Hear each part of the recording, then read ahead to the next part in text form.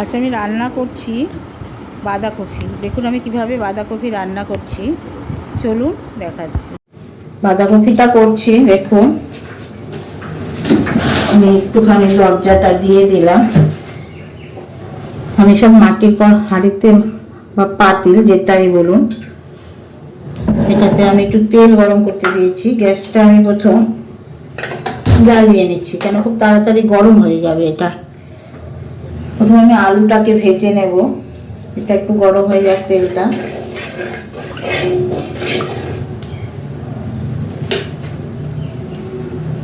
আলুটা ছেড়ে দিচ্ছি। আমি বাঁধাকপিটাকে একটু ভাপিয়ে নিয়েছি যেন গ্যাস অম্বল না হয়। গ্যাস অম্বলের জন্য আমি একটু ভাপিয়ে নিয়েছি। এবার এটাকে একটু নেড়ে দিচ্ছি, একটু সামান্য পরিমাণে হলুদ দেবো আর একটু লবণ দেবো। এবার আলুটাকে আমি তুলে রাখবো।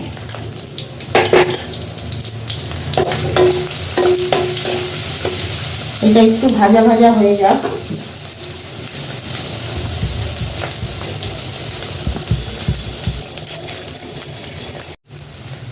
ভাজা ভাজা হয়ে এসছে দেখুন। এবার আমি একটু কড়াইশুঁটি দিচ্ছি। আমি একটা পরিমাণটা বেশি দিচ্ছি কড়াইশুঁটি। এটা একটু ভিন্ন স্বাদের আমি করছি, এভাবে একটু করে দেখবেন। এবার এটাকে আমি একটু সামান্য পরিমাণে ঢেকে রাখলাম বেশ মিনিট 5। এবার আমি ঢাকনাটা তুলে দিচ্ছি। সামান্য পরিমাণে একটু লঙ্কার গুঁড়ো দিলাম।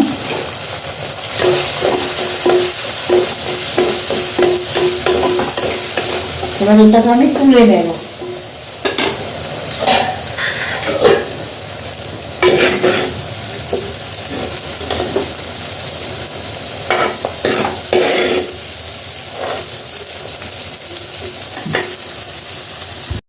গ্যাসটাকে আমি কমিয়ে দিলাম, তুলে নিয়েছি কড়াইশুঁটিটাকে। এবার একটু ঘি দিয়ে দিচ্ছি এর মধ্যে।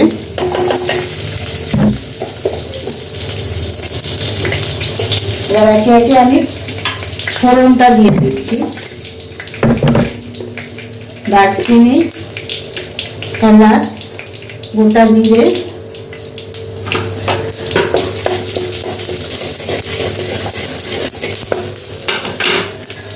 এবার আমি জিরের গুঁড়ো, এখানে হচ্ছে কাঁচা লঙ্কা আর আদা,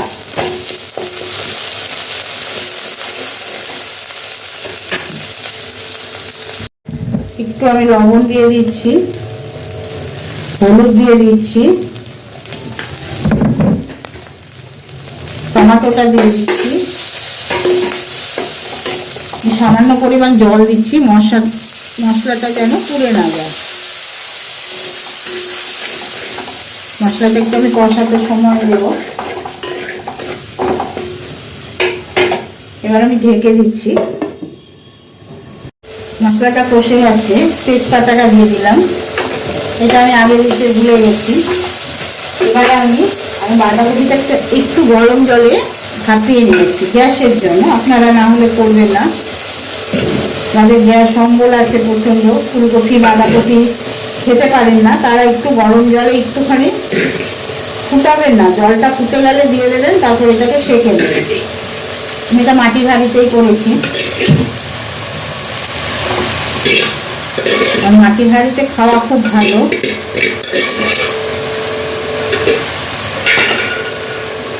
আর আমি যেটাকে ভেজেছি কড়াইশুঁটি আর আলু, এটাকে আমি দিয়ে দিলাম এর সাথে। এবার এটাকে ধরে আমি একটু নেড়ে নেব ভালো করে। খুব তাড়াতাড়ি হয়ে যাবে, মাটির হাঁড়িটা গরম হতে যতক্ষণ টাইম লাগে।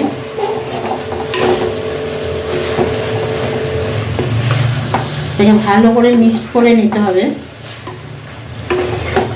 আমি আর লঙ্কা দেবো না, কেন ভাজার সময় লঙ্কা দিয়েছি। এটাকে ভালো করে নেড়ে নিচ্ছি।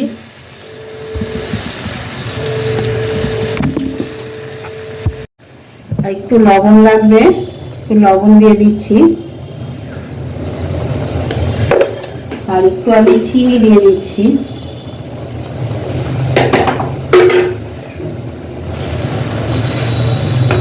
এটাকে এবার ভালো করে মিশিয়ে নিচ্ছি। তার একটু হবে।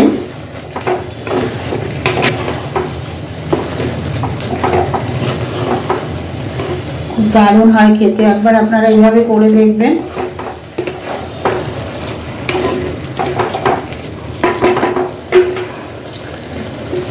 এবার আমি ধনে পাতাটা ছড়িয়ে দেব,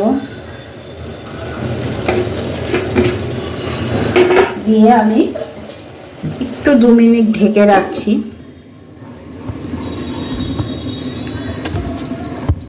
তৈরি হয়ে গেল বাঁধাকপি। দেখুন ঢাকনাটা তুলে দিলাম। এবার একটু হাতা দিয়ে নেড়ে নেব, তো হাতা দিয়ে নেড়ে নিলে সুবিধা হয়, তলা থেকে একদম উঠে যাবে। তৈরি হয়ে গেছে নিরামিষ বাঁধাকপি কড়াইশুঁটি দিয়ে।